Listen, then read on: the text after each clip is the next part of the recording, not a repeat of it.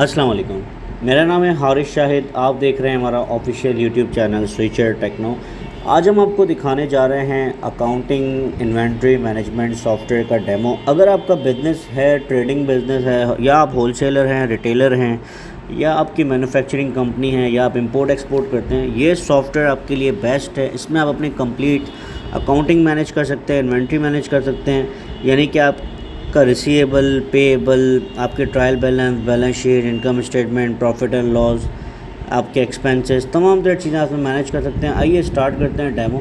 किस तरीके से आप इसमें मैनेज करेंगे। यह आ गया हमारा सॉफ्टवेयर का लॉगिन फॉर्म। ये आप देख सकते हैं। यहाँ पर आप मल्टीपल यूज़र्स बना सकते हैं। अगर आपके कंपनी में एक से ज़्यादा यूज़र्स हैं तो आप मल्टीपल यूज़र्स बना सकते हैं, राइट्स प्रोवाइड कर सकते हैं इस तमाम यूज़र्स को। इसको हम यहाँ से कंटिन्यू करते हैं। ये आ जाता है हमारा डैशबोर्ड। बहुत ही खूबसूरत सा डैशबोर्ड है जिसमें आपके पास टोटल आपकी जो है वो कैश फ्लो की रिपोर्ट आ जाती है, आपकी सेल्स की रिपोर्ट आती है, परचेज़ की रिपोर्ट आ जाती है, जो हम आगे चल के आपको दिखाएंगे। सबसे पहले स्टार्ट करते हैं हम न्यू कस्टमर से। अब आपके पास जो भी आप बिज़नेस कर रहे हैं, आपके पास दो किस्म की कैटेगरीज होंगी, कैश कस्टमर होगा और एक क्रेडिट कस्टमर होगा। यहाँ पर आप दोनों कैटेगरीज में डील कर सकते हैं।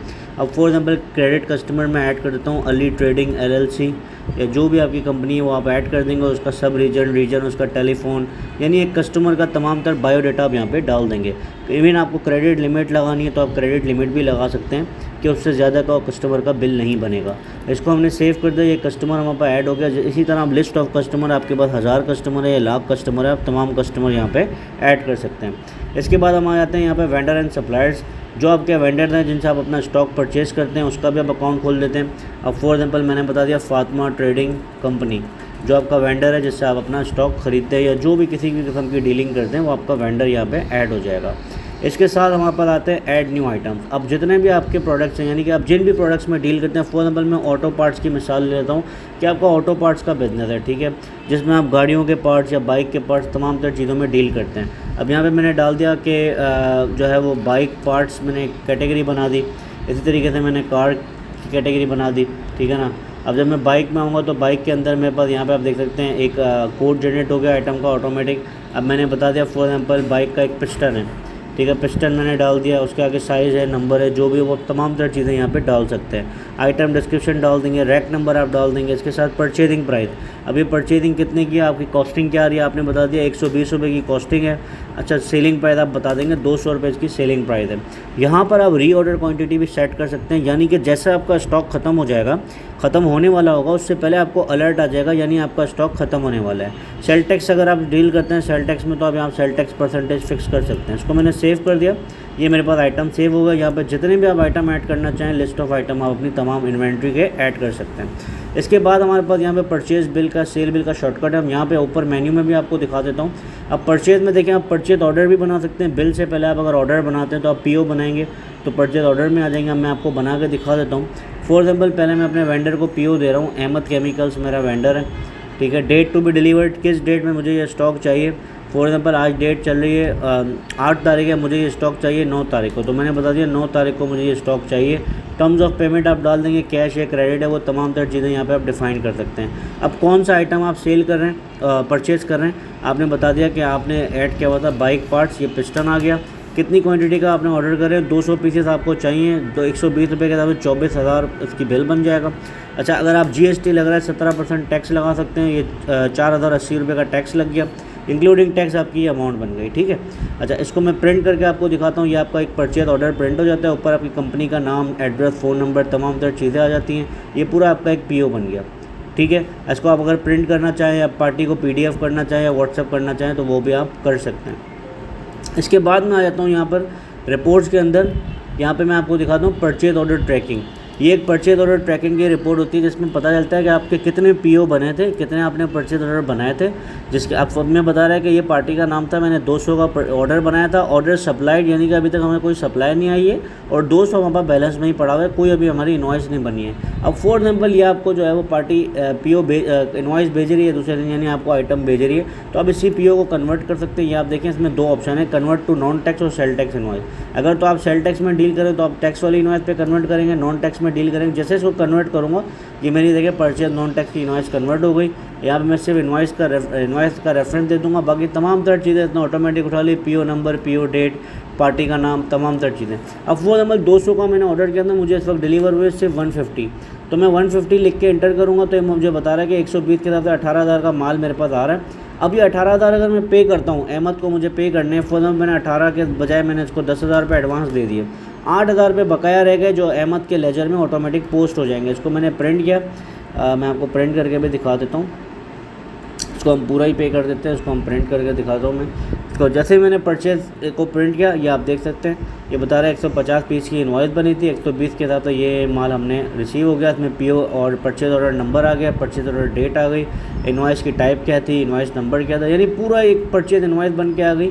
इसको आप प्रिंट करना चाहें, PDF में कन्वर्ट करना चाहें, पार्टी को व्हाट्सअप करना चाहें, तमाम तरह चीज़ें आप इसमें कर सकते हैं। अब मैं आपको परचेज ऑर्डर ट्रैकिंग दिखाता हूँ। जैसे मैंने डिस्प्ले किया, ये देखें 200 पीस का ऑर्डर था, 150 हमारे पास आ गए, 50 पीस बकाया रह गए, जिसकी टोटल अमाउंट 18,000 की इनवॉइस बन गई।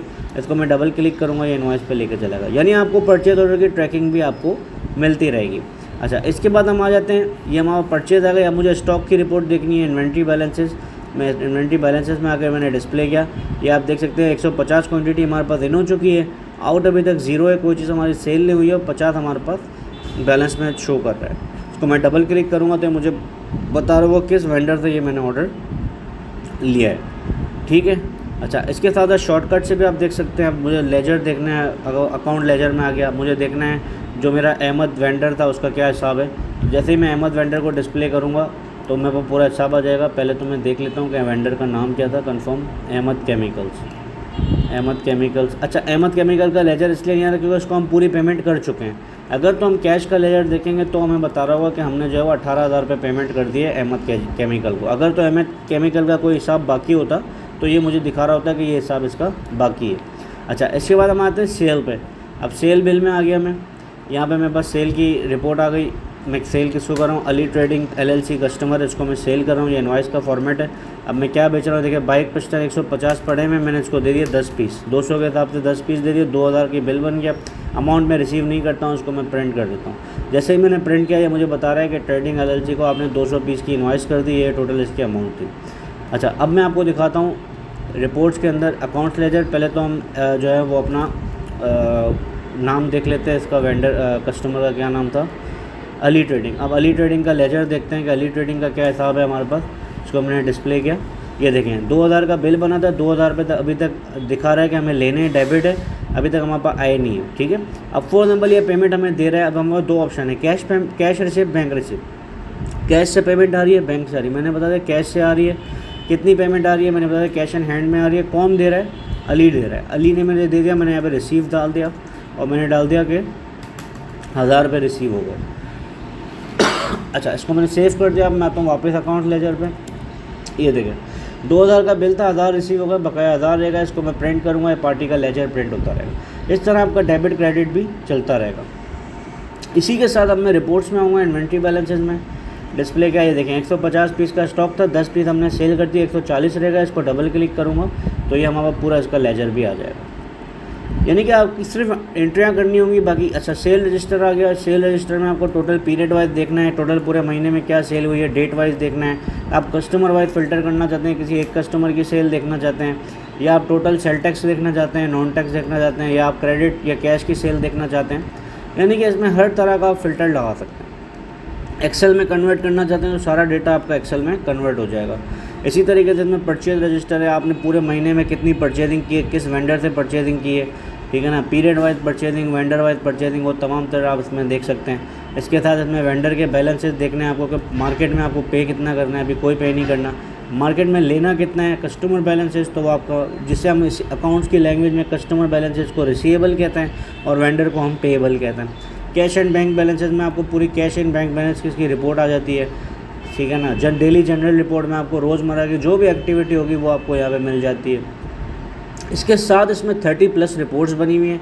यहाँ पर सिर्फ हमने वो मेन रिपोर्ट के शॉर्टकट डाले हैं जो ज़रूरी। इसके अलावा आप 30+ रिपोर्ट्स यहाँ अंदर जाके देख सकते हैं, जिसमें आपके पास इनकम स्टेटमेंट यानी कि P&L रिपोर्ट, बैलेंस शीट और ट्रायल बैलेंस, तीनों चीज़ें आपके पास आ जाती हैं।